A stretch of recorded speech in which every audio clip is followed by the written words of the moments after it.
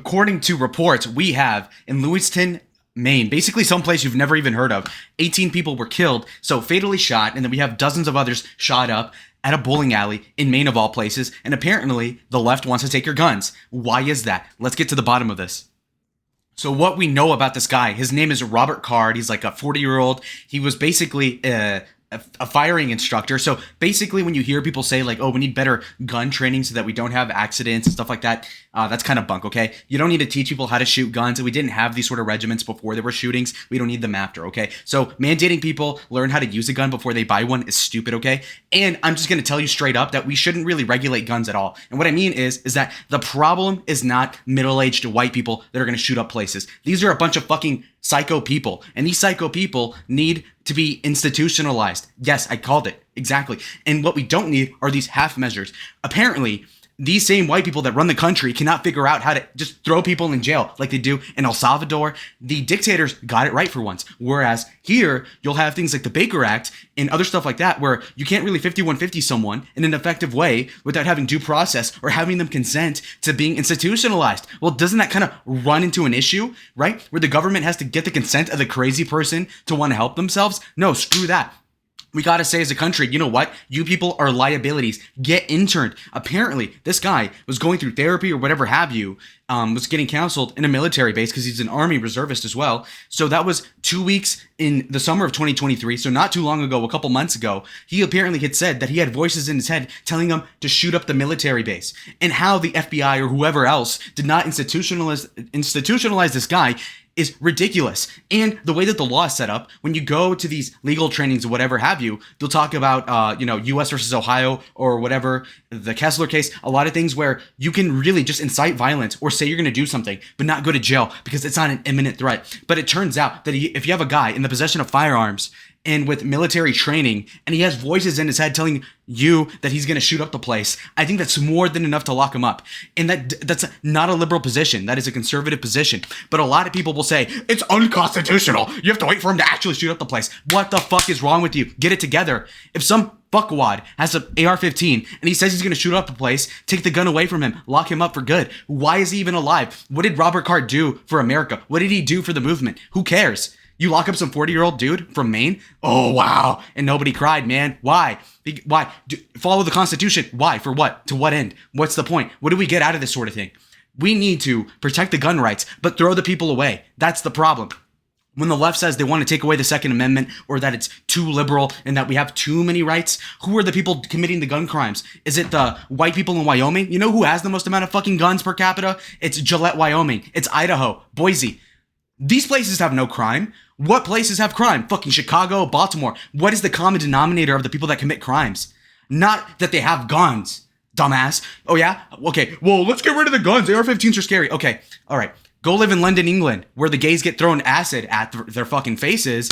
Because what? Because they're homosexuals and the Muslims just throw acid at their face? You know, the blacks stab each other? I mean, that's just a common thing, right? Where we have a bunch of urban violence in European cities, regardless of the fact of whether or not they don't have guns. Because the fact is that they'll just stab you or shank you.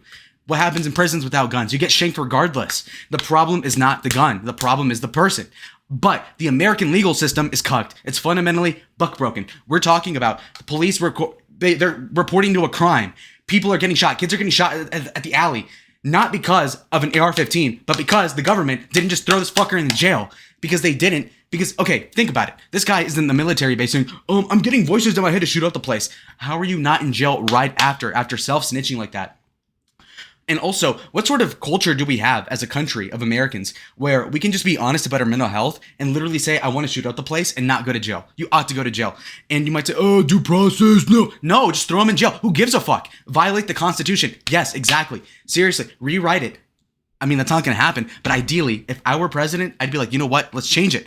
All right. Throw people in jail. Pre-Ronald Reagan, when those mental health institutions were actually putting crazy people in jail, and stuff like that, these places were actually stopping crime. They were stopping mass shootings. Nowadays, we have all these fucking problems because we have a generation of fuckwads on Zoloft and all these other things like Xanax, and they get on their Adderall, and then they do all these crazy things because they're mentally dysfunctional. And instead of just locking them up how we should, we instead relegate ourselves to litigating all these problems after people are dead. And then what's the political discourse now? Oh, well, the left shouldn't take guns. It's a mental health issue. Okay, but when it comes to funding the mental health institutions, where are the Republicans backing up the funding? And I get it. Yeah, is it, usually when the Democrats propose something in Congress that's actually good, they'll lace it with a bunch of bullshit spending and gay programs and abortion funding so the Republicans don't vote for it out of principle. But at some point, you just got to say, fuck it, okay? We just need to fund these institutions so we can throw them all in jail. Throw them all in jail. Why do we need these people to be alive? They really add nothing to society. Throw them away. Their constitutional rights don't actually matter. It's a piece of fucking paper. The Constitution does not matter past a certain point. And people are going to be breaking the spirit of the law through some technicality of which that we ought not defend. Then we have a bigger issue at hand, don't we, folks? So at that point, throw them in the prison and answer everything else after. And then people wouldn't be dead all the fucking time. But now the left has a weapon. We see Joe Biden's response in quotes right here. I'll read it to you. For the countless Americans who survived gun violence and been traumatized by it, a shooting such as this one reopens deep and painful wounds, he said in a statement, adding that he and First Lady Jill Biden were praying for the families of the victims. Far too many Americans have now had a family member killed or injured as a result of gun violence. That is not normal, and we cannot accept it. And that's true. What is true? We're used to decades of Baltimore shootings, The Wire, shit like that. Okay, yes, we expect those people to kill themselves. 8 Mile, all this white trash, black people. Yeah, we get it, okay? That is normal. And Joe Biden's implying that by a statement. But what is not normal is seeing these shootings in Aurora, Colorado, shootings in Parkland, shootings in Maine. What the fuck? Maine as a shooting place? So basically what we're saying here is that now the gun culture looks really bad because the gun culture is being promulgated by a bunch of fucking idiots that so happen to be white most of the time, or when they're not white people, it's a bunch of brown, like queer, LGBT, whatever, Antifa types. And so now we have this dual band, this horseshoe of just fucking mental retardation on both sides of the spectrum. And you have people in the middle being more deferential to the people like Joe Biden on this issue than people like Donald Trump because they're seeing like, oh, wow, Maine's getting shootings? Okay, maybe we should lose gun rights. It's a terrible situation to be in as a citizen. And again, I'm somebody who doesn't even own a gun. Not because I wouldn't want one, but because I can't afford them, honestly. But my dad doesn't own guns. Like, the point is that I still support the right because I think they're cool to shoot, by the way. So, I mean, and again, this has nothing to do with how many people die. Literally, if 100 people died every single day due to gun violence, I would still support the Second Amendment as it is. Because the fact is that it's important for us to have it, not because it's a right. I don't care. I'm just saying I just want the guns. I want to be able to own guns. I don't care about, oh, other people died. That's their fucking problem, not me, okay? Second, chief among all these issues, when we're talking about Joe Biden's angle with regards to the gun violence, look at how he takes the opportunity to say, oh, I'm going to repeal the so-called assault weapons charge or whatever. Again, they'll always take opportunities like this, which is why as Republicans, what people ought to do is say, you know what, let's go with whatever bullshit plan Joe Biden comes up with, and let's actually fund these mental health institutions so that the left doesn't have the talking point against us, which is really vital into winning the gun discourse. And then on top of that, and take the poison pill. Who cares? Drink the poison. Oh, we have to fund abortion. Yeah, whatever. It's banned anyway, right?